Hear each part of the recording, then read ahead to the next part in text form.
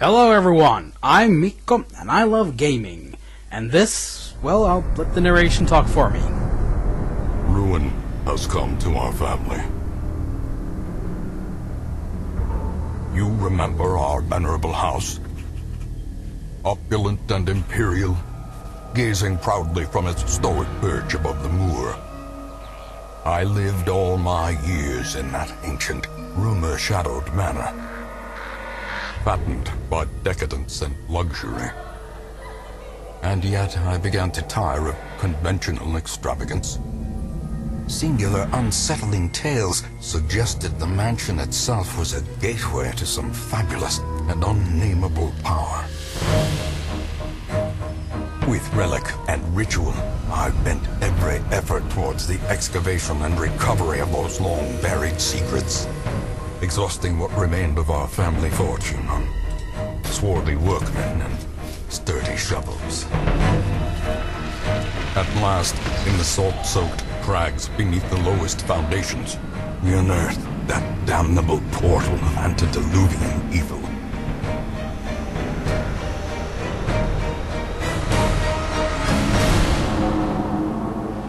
Our every step unsettled the ancient earth. But we were in a realm of death and madness. In the end, I alone fled laughing and wailing through those blackened arcades of antiquity, until consciousness failed me. You remember our venerable house, opulent and imperial. It is a festering abomination. I beg you, return home, claim your birthright, and deliver our family from the ravenous, clutching shadows of the darkest dungeon. So yeah, this is Darkest Dungeon. And before I start getting into the game, there's a little something that I need to get off my chest. As you may have noticed at the start, this game was made possible by a Kickstarter campaign, and I was one of the backers. Now, I'm not sure how familiar each and everybody watching this video is with how Kickstarter works, but like essentially, everybody who wants to support a project like this game pledges money that if enough people support it, everybody gets to charge the amount they pledged, and if you pledge enough, you usually get something for it. Now, with video games, almost always one of the reward tiers is getting the game, and in many cases, the above that is a tier where you're also granted early access to a game, which, in my personal experience, has really meant like access to a closed beta, essentially. Like, you're sent early builds. For example, like right now, Beast's Fury is sending out these early builds where like it's a fighting game and they haven't even completed 2 characters like sprite animations completely yet. That's how early it is. But you know, you get to help them work on it by testing it out. You need to get to see how it's coming along. And that's more or less how this usually work with other games that I've backed. Like, it's actually like exclusive access that people who did not support the Kickstarter don't they can't get access to it, you know. But for whatever reason, the developers of Darkest Dungeon decided that instead of that, they consider early access to be when it comes out on Steam Early Access. Now, when you just said it out loud, it seems obvious, and yet, when a game comes out on Steam Early Access, okay, it indicates that it's not complete. That it's some work is still going to go into it before it gets a proper release, if you will. However, at that point, it is released, like, it is available to the public. Anybody can just go and buy it. And yet, those who supported the game's Kickstarter campaign to the amount that they get the game, but they don't have early access, don't get the game codes until sometime later this year when the developer feels that the game is complete and it's up for release now. And I cannot bring myself to agree with that. I feel a little bit cheated out of something here. That I was basically to get the game now, not months later, after people who never even took part in making it happen with their support have already gotten to play it. Like, I feel a little bit cheated on that. So I decided I'm gonna get this anyway. When they feel ready to release the game, I'll just give the code to my bro or whatever. But yeah, this is a gripe, something that's really pissed me off for a bit there. And I wanted to air this out. I wanted to get this off my chest, just address the issue as I can on my channel, and just be open and honest about how I feel about that whole arrangement, because it's something that really irked me and really rubbed me the wrong way.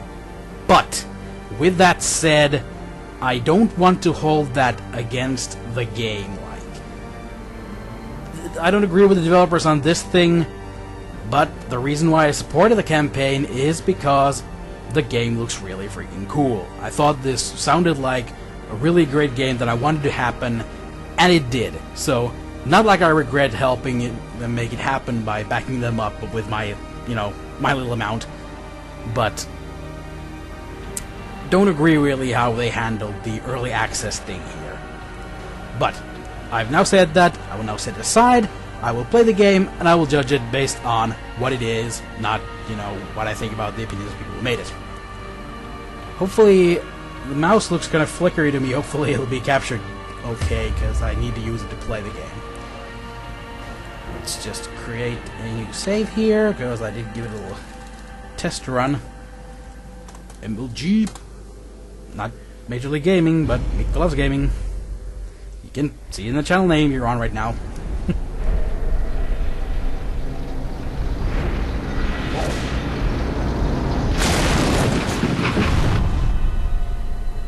You will arrive along the old road.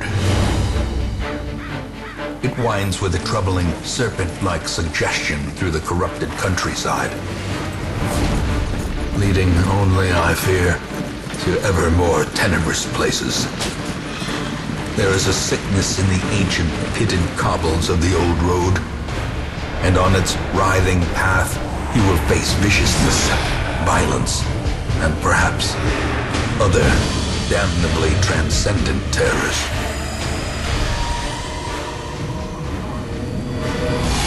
So steel yourself, and remember there can be no bravery without madness. The old road will take you to hell, but in that gaping abyss, we will find our redemption. First off, I gotta say, I am really liking this game's presentation, and like how uniform it is. From the cutscenes to the gameplay bits, everything looks like it all belongs. It doesn't take you away from the game's aesthetic to give you a fancy cutscene. It all very well fits in. I love the narration. It's very fitting with the mood and the feel of the game. Yeah, looks like the trip here didn't quite work out. Nope, the chest is just back there. Yeah, you metagate on this map screen on the lower right and on the screen. Brigands have run up these lanes. Keep to the side path. The hamlet is just ahead. Well, we're afraid of bandits. Oh yeah, if you wonder what that is, that's him getting stressed about the situation. They have this stress bar that fills up as stressful stuff happens. In brutal fashion, that all may hear of your arrival. Ha! Missed me.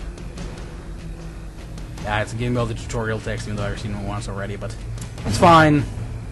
It's all pretty good info to have. But yeah, stress can go up as you explore a dungeon or whatever. and some enemies' attacks cause stress.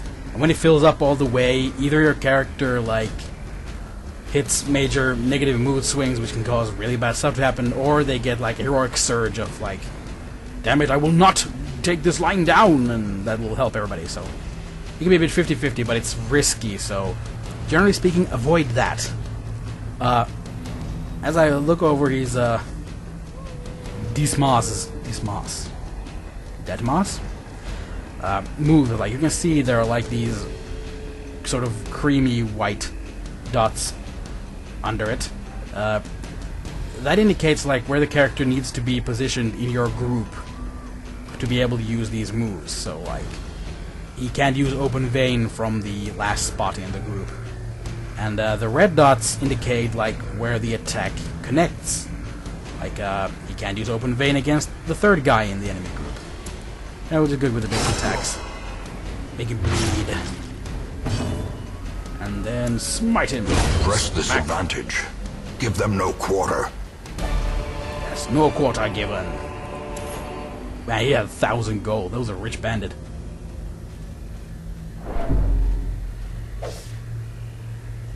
And yeah, sometimes you reach stuff that you can interact with. Let me do this with Deatmoss. Leave nothing unchecked. There is much to be found in forgotten places. Sometimes there are traps and stuff in those, and different characters may be better at avoiding the traps. An ambush. Send these vermin a message. The rightful owner has returned, and their kind is no longer welcome. Oh, the narration is so well done. Alright, let's try the... Or actually, you know what, no, I think I'll bleed him because the guy seems a little tougher. So you might actually get some bleeding damage out of that. Oh, missed me. So I can... I'm gonna give him... Stunning him a go. Smack! Eat pommel! I resist this, damn it. So he's gonna get his turn. Punishment! No! Oh, dang, bleeding, that's bad.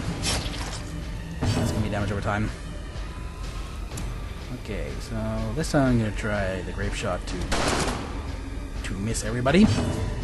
Oh dear. I just smite him in the face. And it's not enough to kill him. Oh dear. Mistakes were made. Oh no, rain of whips. Ah, more bleeding, dang it. Bleeding badly too. -2 every turn. Ouch. Sheesh. Let's see if I can kill him. Yes, no? No, I cannot. Dang it.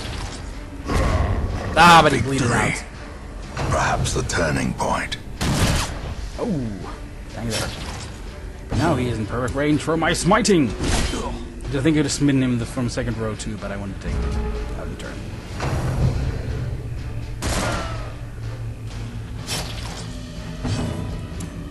And the bleeding up. Dodged him. Bleeding continues a bit after the fight as well. As the fiend falls, but for only so many a faint turns. hope blossoms. Alright, got some new stuff. We got deeds. We got crests.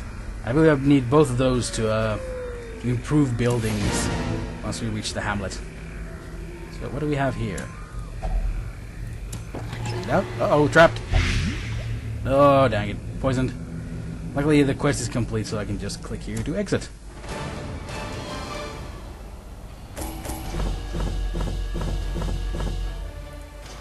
Nice. Oh.